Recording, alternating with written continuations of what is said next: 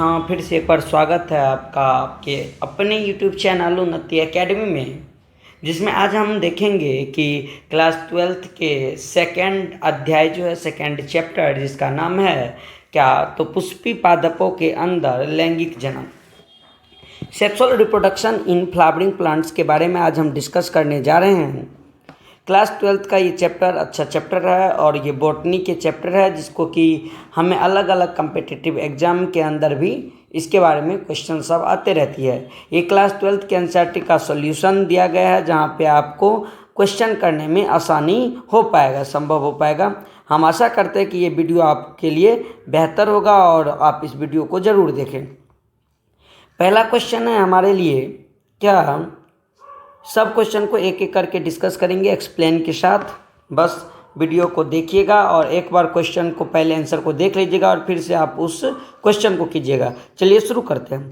पहला क्वेश्चन है कि एक आवृत्ति बीजी पुष्प के उन अंगों का नाम बताइए जहाँ पर नर और मादा युग्मकों का विकास होता है।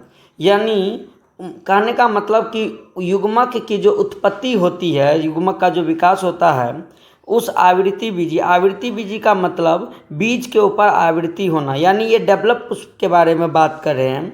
और जब इसके बारे में हम बात करते हैं तो कहते हैं कि इस पुष्प के अंदर अगर मेल गैमिट्स का बात करते हैं, मेल गैमिटोफाइट्स के बारे में बात करते हैं, युग्मकों के बारे में बात करते हैं तो वो आपका परागकण का विकास पुंकेसर के परागकोश में तथा मादा युग्मक भिद अर्थात भ्रूणकोश का विकास बीजांड या गुरु बीजाणुधनी जो कि अंडाशय में स्थित होता है उसमें यह देखने को मिलता है।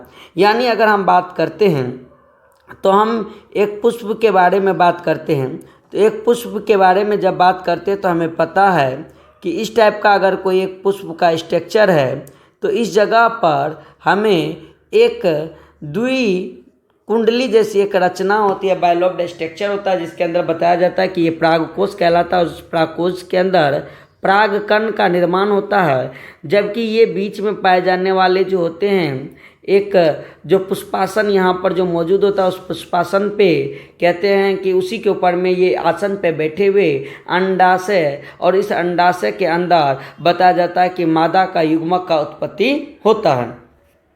हालांकि इसके अंदर अगर बात करें तो बताया जाता है कि नर युग्मक को गुरु बीजाणु नहीं लघु बीजाणुधनी के नाम से जाना जाता है, जबकि मादा के अंदर गुरु बीजाणुधनी के नाम से मेगा स्पोरोजोआ के नाम से हम जानते हैं। चलिए दूसरा क्वेश्चन का बात करते हैं तो बताया जाता है कि लघु बीजाणुधनी और गुरु बीजाणुधनी यानी जहाँ पर क्या मेल का और जहाँ पर फीमेल का यानी नर और मादा के बीच अंतर स्पष्ट करे और इन घटनाओं के दौरान किस प्रकार का कोशिका विभाजन संपन्न होता है। इन दोनों घटनाओं के अंत में बनने वाली संरचनाओं का भी नाम बताएं, ऐसा हमें यहाँ पर पूछा गया है। चलिए जब इसके बारे में बात करते हैं तो हमें डिफरेंस दिया गया है और ये डिफरेंस बहुत बेहतर है। एक बार डिफरेंस को समझ जाइएगा, क्वेश्चन ये आपका बहुत आसान हो जाएगा। माइक्रोस्पोरोजीनियम और मेगा स्पोरोजीनियम के बारे में जब हम बात करते हैं, इस लघु बीजाणुधनी और गुरु बीजाणुधनी के अंदर अंतर स्पष्ट करते हैं तो दोस्तों बताया क्या गया वो देखिए कि लघु बीजाणुधनी पुंकेसर के परागकोश में विकसित होता है और इनका विकास परागकोश के चारों कोने पर होता है, जबकि गुरु बीजाणुधनी अंडप यानी अंडाशय अंडप के अंडाशय में प्लेसेंटा से, जरायुज का मतलब प्लेसेंटा से विकसित होता है और इन्हें हम सामान्यतः ओव्यूल के नाम से, बीजांड के नाम से जानते हैं।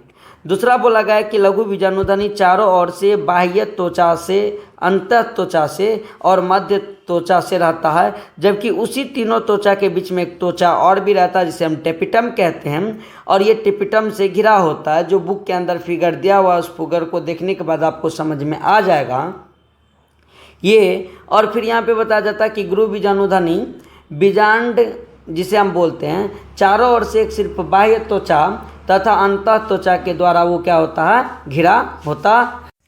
आगे लिखा हुआ है कि अनेक लघु बीजाणु जो है वो अपने मातृ कोशिका यानी पेरेंट कोशिका से अर्धसूत्री विभाजन के द्वारा असंख्य लघु बीजाणु परागकण के रूप में निर्माण करता है।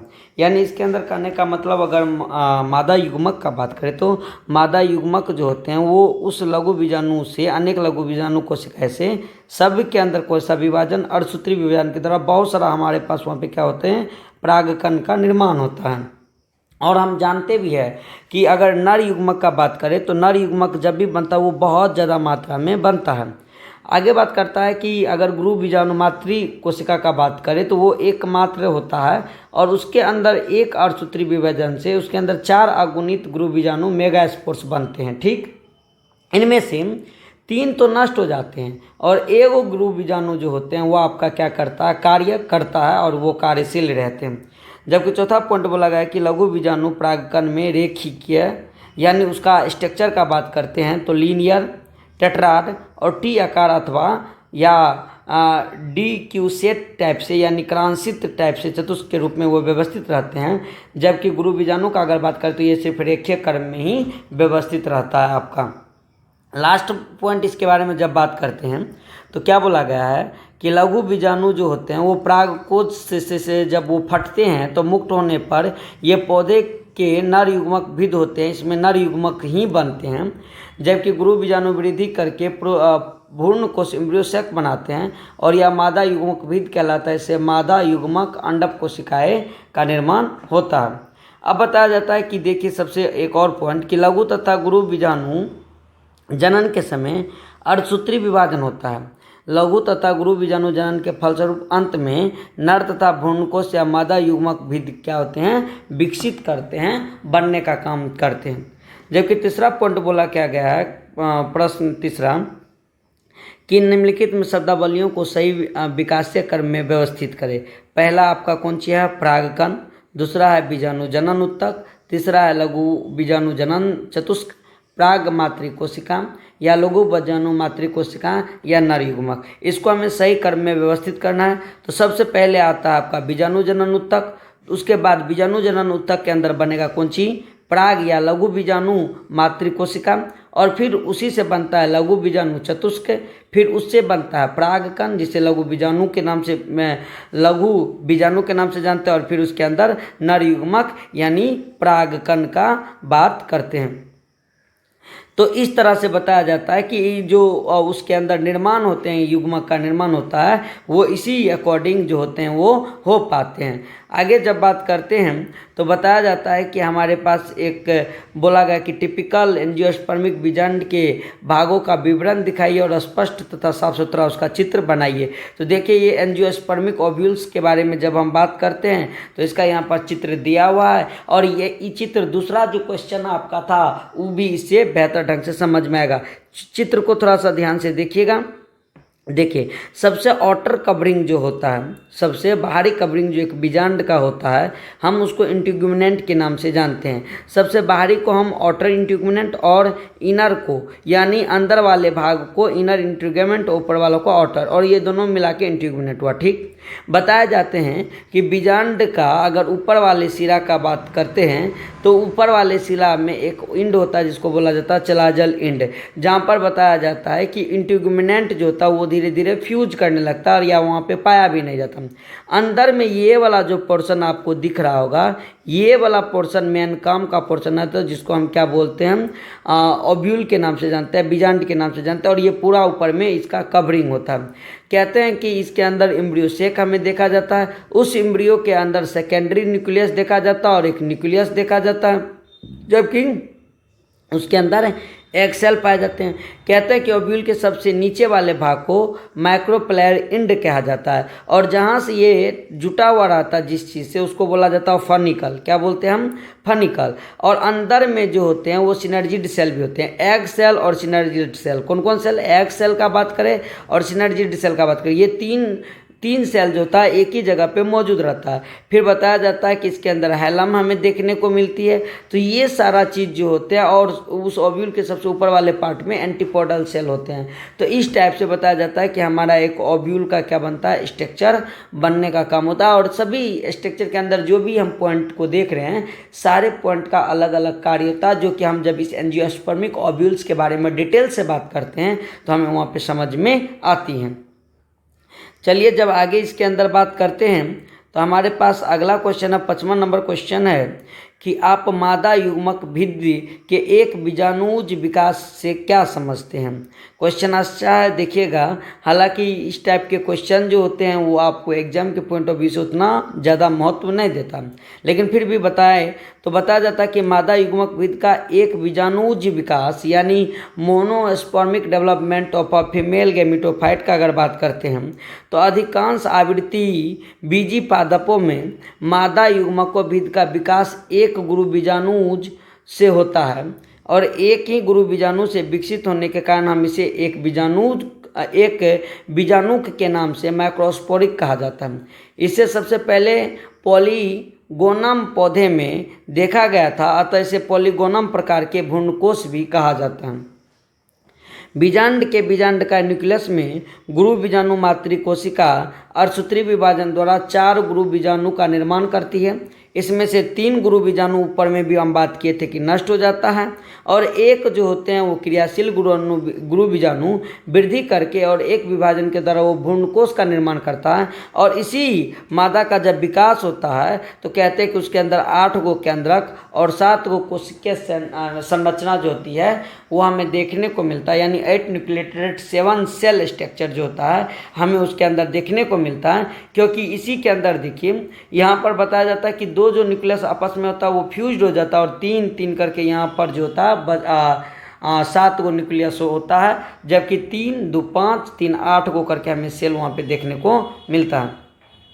चलिए नेक्स्ट क्वेश्चन की बात करते हैं। नेक्स्ट क्वेश्चन है हमारा कि एक अस्पष्ट एवं साफ सुथरे चित्र के द्वारा परिपक्व माता युग्मक भिद्ध में 7 कोशिका 8 न्यूक्लियट, यानी ऊपर वाला क्वेश्चन और नीचे वाला क्वेश्चन एक दूसरे से रिलेटेड हो और ये अच्छा क्वेश्चन है। ये क्वेश्चन आपको बेहतर ढंग से आना भी चाहिए इसका जवाब। चलिए समझते हैं इसको।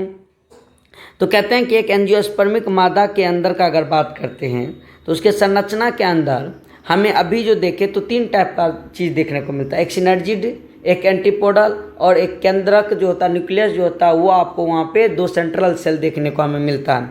तो ये 3 चीज़ को आप पहले याद रखिए, एंटीपोडल, सिनर्जिड और केंद्रीय सेल। अब इसके अंदर जब बात करते हैं तो देखिए क्या लिखा हुआ है कि अधिकांश आवृत्ति बीजी पादपों का मादा युग्मक भिद्ध भ्रूणकोश में 7 कोशिकीय तथा 8 केंद्रकीय संरचना होती है। क्रियाशील गुरु बीजाणु का केंद्रक समसूत्री विभाजन के द्वारा 2 संतति केंद्रक बनाता है। ये विपरीत ध्रुवों पे चले जाते हैं और विपरीत ध्रुवों पर स्थित केंद्रक पुनः फिर से 2 बार कौन सूत्री समसूत्री विभाजन के द्वारा वो 8 केंद्रिकीय संरचना बनाने का काम करते हैं। यानी केंद्रक जो है ना, न्यूक्लियस जो है ना वो आपका 8 गो रहता है, 3 ऊपर 3 नीचे और 2 गो बीच में। कहाँ कहाँ हम बोल रहे हैं, 3 गो ऊपर में रहता है यहाँ पे एंटीपोडल और यहाँ पर जो आपका रहता है सिनर्जिड सेल और यहाँ पर 2 सेल रहते हैं। तो ये बताया जाता है कि केंद्र और यह विभाजन वास्तव में मुक्त केंद्रिकीय होते हैं क्योंकि विभाजन के तुरंत पश्चात कोशिका भित्ति नहीं बनती और यह 8 केंद्रिकीय संरचना में बीजांड द्वार के और एक अंड कोशिकाएं बीजांड द्वार जहाँ से यानी बीज जो युग्मक नर युग्मक जहाँ से एंट्री करता है वहाँ पर बताया जाता है एंटीपोडल सेल होते हैं। एक सेल तथा 2 सहायक सिनर्जिड सेल मिलकर एक उपकरण का निर्माण करता है जिसे एग अपरेटस कहते हैं। ये वाले भाग को क्या कहते हैं, एग अपरेटस कहते हैं। और चलाजल की ओर 3 कोशिकीय प्रतिमुख एंटीपोडल सेल, यहाँ पर जो रहता है उसको हम क्या बोलते हैं, एंटीपोडल सेल कहलाते हैं। और यही बृहद भ्रूणकोश शेष बचे 2 केंद्रिकीय ध्रुवीय केंद्र कहलाते हैं और दोनों ध्रुवीय केंद्र परस्पर मिलकर वहाँ पर द्विगुणित द्वितीयक केंद्रक सेकेंडरी न्यूक्लियस बनाते हैं और इस प्रकार से परिपक्व भ्रूणकोश या मादा युग्मक में 8 केंद्रिकीय और 7 कोशिकीय संरचना हमें देखने को मिलता है। यहाँ पर देखिए जैसे एक बात बताया गया फिगर के लिए बात करते हैं, यहाँ पे एक मेगास्पोर मदर सेल है, ये विभाजन करके 2 अलग अलग पोलर पे ये गए, फिर से समसूत्री विभाजन करके यहाँ पर ये विभाजन किए, फिर उसी समसूत्री विभाजन से यहाँ पे 3 गो एंटीपोडल सेल, इसमें भी बताया जाता है कि नीचे में सिनर्जिड सेल सब और एक सेल होता है और ये 2 गो जो होते हैं आपस में मिल के यहाँ पर पोलर न्यूक्लियर सेंट्रल न्यूक्लियाई बनाते हैं और इस प्रकार से इसका एक स्ट्रक्चर हमें देखने को मिलता है जिसके अंदर 8 गो केंद्रक और 7 गो हमें सेल देखने को मिलता है। और सबसे बड़ी बात अगर देखा जाए तो बताया जाता है कि सेंट्रल वाला रीजन में 2 केंद्रिका होते हैं। ई वाला सेल के अंदर आपको 2 केंद्रक देखने को मिलता है। अगला क्वेश्चन के बारे में बात करें तो देखिए क्या लिखा हुआ है, उन्मील परागीय पुष्पों में क्या तात्पर्य है? क्या अणु उन्मूल्य पुष्पों में पराग संपन्न होते हैं? अपने उत्तर को सतर्क व्याख्या करें। तो बताया जाता है कि कुछ पादपों में 2 प्रकार के पुष्प पाए जाते हैं। एक होता है केस्मोगेमस फ्लावर, ये समान पुष्पों के समान होते हैं और इसमें परागकोश एवं वर्तिकार्ग अनावृत एक्सपोज्ड होते हैं और इनमें समान पुष्पों की तरह परागकण होते हैं। यानी कहने का मतलब ये है कि परागकोश एवं वर्तिकार्ग अनावृत एक्सपोज होते हैं और इसमें समान पुष्पों की तरह कुंजी होते हैं, पराग होते हैं। इसके अंदर देखिए इस टाइप का जो केस्मोगेमस फ्लावर है उसके अंदर हमें ये चीज़ देखने को मिलता है और यहाँ पर एक स्ट्रक्चर है जिसे हम क्लिस्टोगेमस के नाम से जानते हैं। इसका एनसीईआरटी में डिटेल से और दिया गया है, आप वहाँ से कर सकते हैं। और दूसरा है देखिए क्लिस्टोगेमस, इसमें क्या होता है कि पुष्पी पादप बंद रहते हैं और इन पुष्पी पादप में परागकोश एवं वर्तिकार्ग एक दूसरे के संपर्क में रहते हैं। बात सही भी है, अगर संपर्क में नहीं रहता, अगर क्लिस्टोगेमस के अंदर संपर्क में नहीं रहता, ये बंद रहता और इसके नज़दीक में परागकोश नहीं रहता, तो परागकण कहीं से आता तो स्पष्ट ढंग से ये वहाँ पे निषेचित नहीं करती, यानी पराग गणित ये नहीं हो पाती। इसलिए कि इसमें सदैव स्वपरागन होता है, यानी क्लिस्टोगेमस में सदैव क्या होता है, स्वपरागन। जबकि अगर इसके अंदर इसका बात करें केस्मोगेमस का बात करें तो उसके अंदर बताया जाता है कि स्वपरागन के साथ साथ आपका परपरागन भी होता है। क्योंकि बताया जाता है कि वर्तिकार्ग का अगर बात करें तो वो अन्य पुष्पों से परागकण का ग्रहण करेगा। वर्तिकार्ग यानी फीमेल बॉडीज का जिसके द्वारा वो लिया जाता था, पुष्पों के द्वारा परागग्रहण करते का अवसर प्राप्त नहीं होगा और अणु उन्मूल्य पुष्पों में बीज निर्माण प्रक्रिया सुनिश्चित होते हैं। उदाहरण के लिए वैला, ऑक्जेलिस, कनकौवा, जिसे हम कैमिलियाना के नाम से भी जानते हैं, और बताया जाता है ये उदाहरण आपको याद रहना ही पड़ेगा। 8वां क्वेश्चन है हमारे पास कि पुष्पों द्वारा स्वपरागन को रोकने के लिए विकसित की गई 2 कार्य नीति का विवरण दें। यानी स्वपरागन को हमें रोकना, क्योंकि स्वपरागन के दौरान हम जानते हैं कि बेटर हमें जो बच्चे चाहिए, संतति चाहिए, वो बेटर नहीं हो सकता है। स्वपरागन के अंदर बहुत ज़्यादा अगर स्वपरागन हो रहा है तो पुष्प के अंदर स्टेरिलिटी भी आने की चांस होती है, वो कम विकसित होते हैं। जैसा हम पौधा को विकसित करना चाह रहे हैं उस टाइप से स्वपरागन के द्वारा नहीं हो पाती है। तो बोला गया है कि पुष्पीय पादप में अनेक ऐसी युक्तियाँ पाई जाती है जो स्वपरागन को रोकने में सहायक होती है और परपरागन को वो बढ़ावा देने का काम करता है। स्वपरागन को रोकने के लिए पुष्पीय पादप में निम्नलिखित युक्तियाँ पाई जाती है। पहली, एक लिंगता, यानी पौधा के अंदर अगर नर और मादा दोनों है तो आप उसको एक नर वाले भाग को हटा दीजिए या मादे भाग को हटा दीजिए तो वो क्या हो जाएगा, यूनिसेक्सुअलिटी या डाइक्लिनी के नाम से जानेगा। कहते हैं कि एक लिंगी पुष्पों में नर तथा मादा जननांग अलग अलग पुष्पों में पाए जाते हैं। जब नर तथा मादा पुष्प पृथक पौधे पर लगते हैं तो उसे हम क्या कहते हैं, डाइसियस एक लिंगी श्रेय के नाम से जानते हैं। जैसे पपीता के अंदर हम करते हैं, भांग के अंदर करते हैं और इसमें स्वपरागन होने से बचाते हैं। जबकि स्वबंध्यता सेल्फ स्टेरिलिटी या इनकम्पेलेबिलिटी के बारे में जब हम जानते हैं तो कहते हैं कि इनमें एक पुष्प के पराग जब उसी पुष्प या उसी पौधे के अन्य पुष्पों पर पहुंचते हैं तो परागकणों का अंकुरन अथवा पराग नलिका वृद्धि नहीं होता है, जिसे हम स्वबंध्यता सेल्फ स्टेरिलिटी के नाम से जानते हैं, जिसमें तंबाकू, आलू और झुमकलता आदि में हमें देखने को मिलता है। अगला क्वेश्चन है, स्व अयोग्यता क्या है?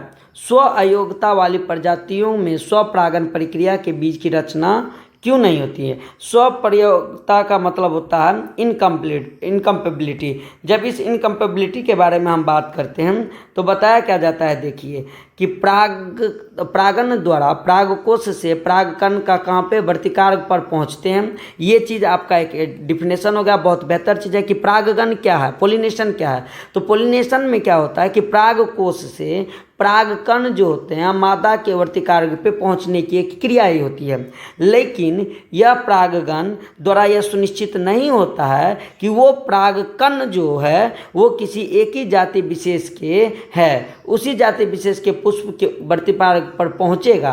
प्रायः विभिन्न प्रकार के परागकण वर्तिकार पर पहुंचते हैं। स्त्री केसर में सही प्रकार के परागकणों को पहचानने की क्षमता होती है और सही प्रकार के अर्थात उसी प्रजाति के परागकणों को स्त्री केसर स्वीकार कर लेती है केमिकल और एंजाइमेटिक रिएक्शन के द्वारा, और परागकण पश्च घटना पोस्ट पोलिनेशन को प्रोत्साहित करता है, जिसके फलस्वरूप हम क्या देखते हैं उसके अंदर निषेचन। लेकिन भिन्न प्रजातियों के परागकणों में स्त्री केसर पे पहुंचने पे परागकणों का अंकुरन बताया जाता है कि नहीं होता है। यदि परागकणों का अंकुरन हो जाता तो पराग नलिका वर्तिकारक में प्रवेश नहीं कर पाती है, अर्थात स्त्री केसर परागकण को क्या कर देता है, अस्वीकार कर देता है। एक स्त्री केसर द्वारा परागकण को पहचानने की सक्षमता उसकी स्वीकृति या अस्वीकृति द्वारा अनुपालित होते हैं, जो परागकणों और स्त्री केसर के बीच निरंतर संवाद पर परिणाम है। यह संवाद परागकण एवं स्त्री केसर के मध्य रसायनों के परस्पर क्रिया के कारण होता है और अनेक द्विलिंगी पुष्पों के अंदर स्व बंध्यता या स्व उपयोगिता इनकम्प्लीटिविटी का गुण होता है। अतः जब एक पुष्प के परागकण उसी पौधे के अन्य पुष्पों के वर्तिकार पे पहुंचती है तो परागकणों का अंकुरन नहीं होता है, अतः निषेचन अनुपस्थिति में इन पौधों के बीज का निर्माण नहीं होता, जिसे हम इनकम्प्लीबिलिटी के नाम से जानते हैं।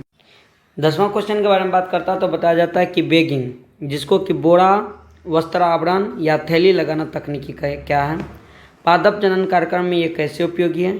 जब इस बैगिंग के बारे में बोरा वस्त्रावरण बैगिंग के बारे में बात करते हैं तो बताया क्या जाता है।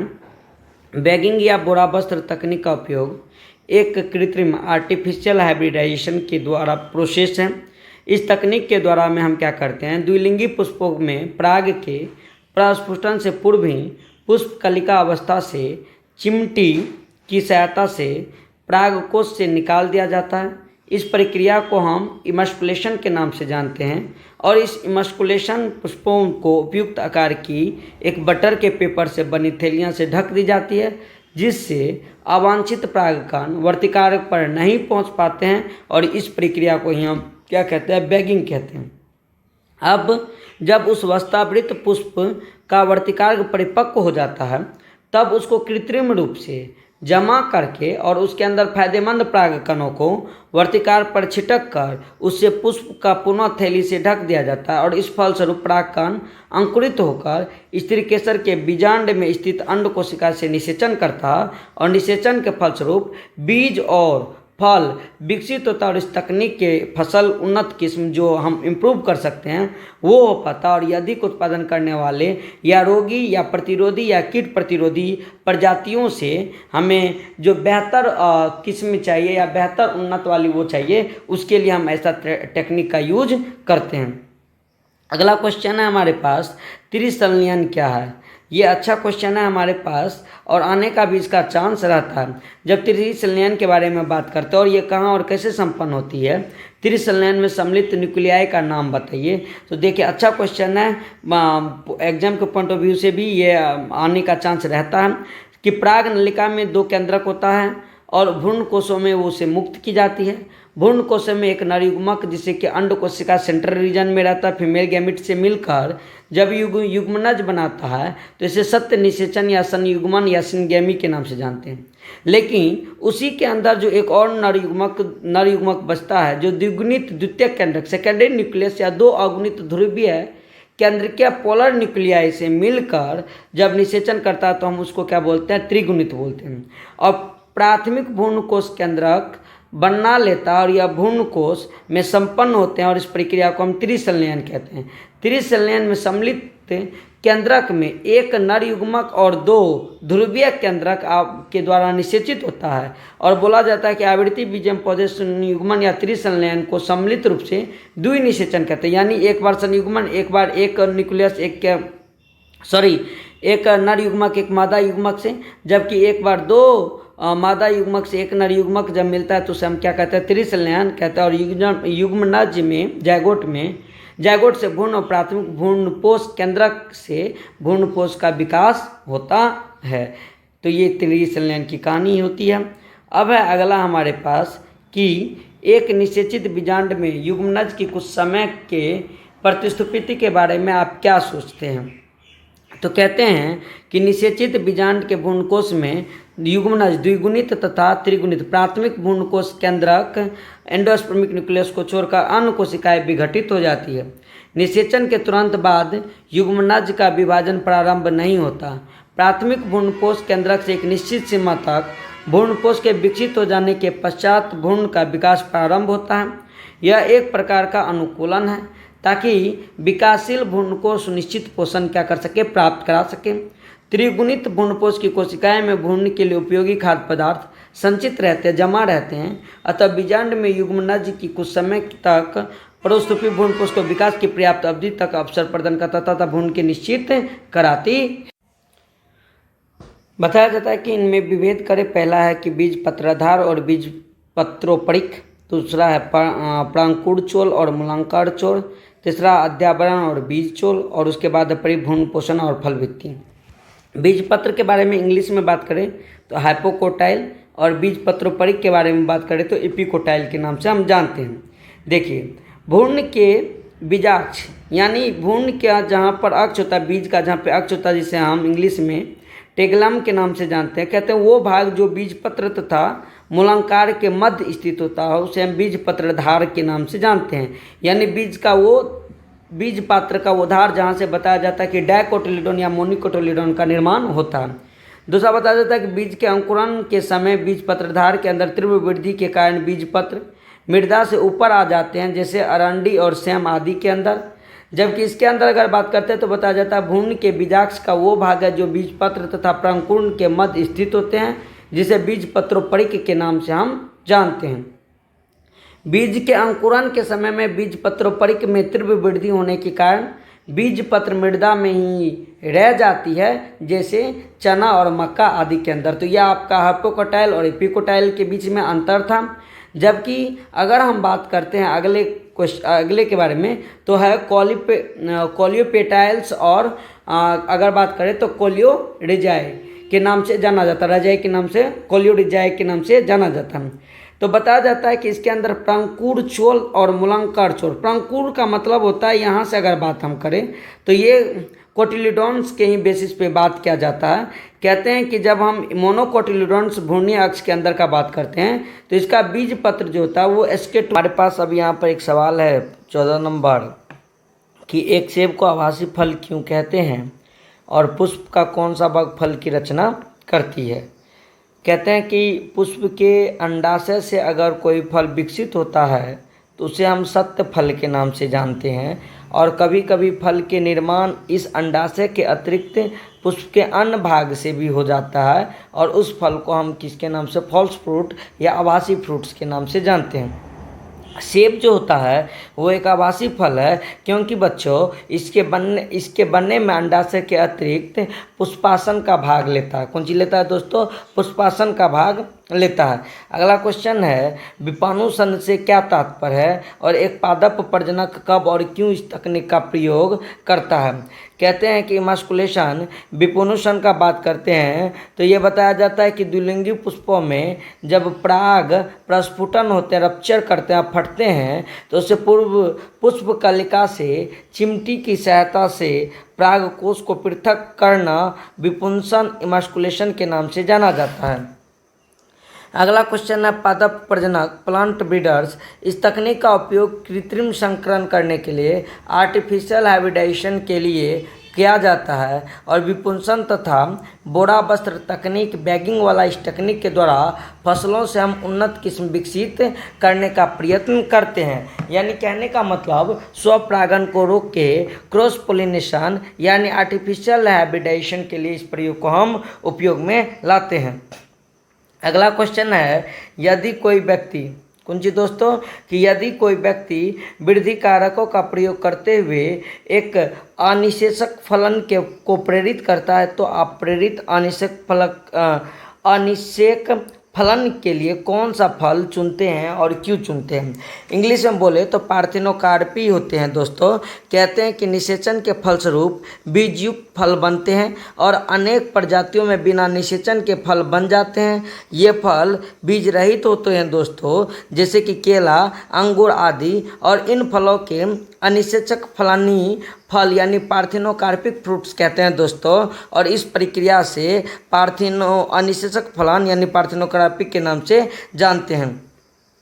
वृद्धि कारकों के उचित सांद्रता के विलयन को पुष्पों के ऊपर छिड़कने से बीज रहित फल प्राप्त किए जाते हैं। और अनिषेचक फलन द्वारा संतरा, नींबू, अमरूद, पपीता, तरबूज आदि का व्यापारिक स्तर पर उत्पादन भी किया जा सकता है। इसके फलस्वरूप इनसे अधिक मात्रा में पोषक पदार्थ प्राप्त होता है और यह प्रक्रिया फल गुणवत्ता बढ़ा देती है। जिन फलों में बीज की प्रमुख खाद्य भाग बनते हैं जैसे अनार, उसमें अनिषेचक फलन हानिकारक रहता है। अगला क्वेश्चन 17 नंबर क्वेश्चन है दोस्तों, परागकण भित्ति रचना में टेपिटम की भूमिका की व्याख्या करें। टेपिटम दोस्तों कहते हैं कि एक इम्पोर्टेंट पार्ट्स होते हैं उस परागकण के भित्ति की रचना में। ऐसे तो हम जानते हैं कि दोस्तों एक परागकण के अंदर बताया जाते हैं कि बहुत सारा क्या होता है भित्ति पाए जाते हैं। खास करके 3 प्रमुख भित्ति होते हैं जो कि दिया होगा कि लघु बीजाणुधानी की बाह्य में 3 परतें उस लघु बीजाणुधानी को सुरक्षा प्रदान करते हैं। जिस जगह पर बताया जाता है कि युग्मक का निर्माण होता है दोस्तों उससे उसको सुरक्षा प्रदान करता है और उसके स्फुटन से दोस्तों रप्चर में वो सहायता भी करता है। सबसे भीतरी टेपिटम प्रत की कोशिकाएं दोस्तों विकासशील परागकणों को पोषण प्रदान कराती है और यह दोस्तों परागकणों को एक खतरनाक कवरिंग स्पोरोपोलेनिन युक्त बाह्य भित्ति एग्जाइन बनने में दोस्तों मदद करता है। और परागकण की भित्ति पर यह तेल युक्त पदार्थ लगता है और कीट परागित पुष्पों में परागकण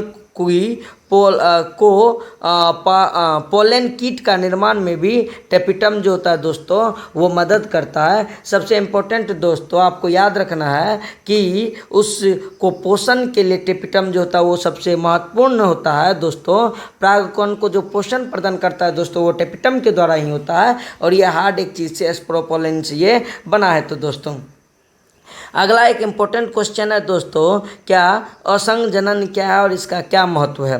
जब इस एपोमिक्सिस के बारे में दोस्तों असंग जनन के बारे में बात करते हैं तो कहते हैं कि ये एक प्रकार की अलैंगिक जनन है जो लैंगिक जनन का नकल करता है। दोस्तों सबसे बड़ी सीख है कैसा अलैंगिक, लेकिन करता कैसा है लैंगिक, यानी इसके अंदर नर और मादा एक ही शरीर में रहता है लेकिन युग्मक बनने की क्रिया और जनन करने की क्रिया लैंगिक जैसी होती है। इसमें दोस्तों कहते हैं कि बीज निर्माण बिना निषेचन के होते हैं, बीज निर्माण बिना निषेचन के होते हैं। और कुछ पौधों में दोस्तों जीवन चक्र में युग्मक संलयन सिंगैमी यानी युग्मक का मिलना दोस्तों सिंगैमी के नाम से जानता है और अर्धसूत्रण विभाजन मियोसिस नहीं होता है दोस्तों, तथा इनकी अनुपस्थिति में नए पौधों का निर्माण हो जाता है और इस प्रक्रियाओं को हम असंजनन एपोमिक्सिस के नाम से जानते हैं। इसकी खोज एक वैज्ञानिक विलिंकर ने 1908 में किया था दोस्तों और इसे हम अनिषेक बीजता एगोस्पर्मी के नाम से जानते हैं। एगोस्पर्मी का मतलब जब गैमिट जो होता है गैमस जो होता है वो आपस में नहीं मिलता है दोस्तों, अनिषेचक होता है दोस्तों, उसको कहते हैं। जैसे घास कुल के अंदर सूरजमुखी के पौधे इसका उदाहरण होता है। कहते हैं कि हाइब्रिड किस्मों से फसलों की उत्पादकता बहुत अधिक बढ़ाई गई है। अभी हाल के दिनों में दोस्तों हाइब्रिड के द्वारा ही हम जानते हैं कि अधिक से अधिक उपज करने का काम कर रहे हैं। और संकर बीजों में सबसे बड़ी समस्या यह है दोस्तों कि इनमें प्रत्येक फसल के लिए तैयार करना होता है, यानी सबसे संकर बीज बना के दोस्तों सबसे बड़ी समस्या यह है कि इसमें प्रत्येक फसल के लिए तैयार करना होता है। और यदि संकर किस्म को जमा की जाए बीज की तो बीज बुआई करके प्राप्त किया जाए तो लैंगिक जनन से उपजी विभिन्नताएं के कारण उसकी पादप संतति संकर बीज की एक विशेषता को दोस्तों बताया जाता है कि यथावत बनाए रख पाती है। और यदि संकर बीज असंजनन द्वारा तैयार किया जाता है दोस्तों तो संकर संतति मूल विशेषता फसल दर फसल प्रदर्शित करता है और प्रतिवर्ष संकर बीजों को प्राप्त करना आवश्यक नहीं होता है दोस्तों। अतः कृषि और बागवानी के लिए असंजनक लाभप्रदक है दोस्तों। तो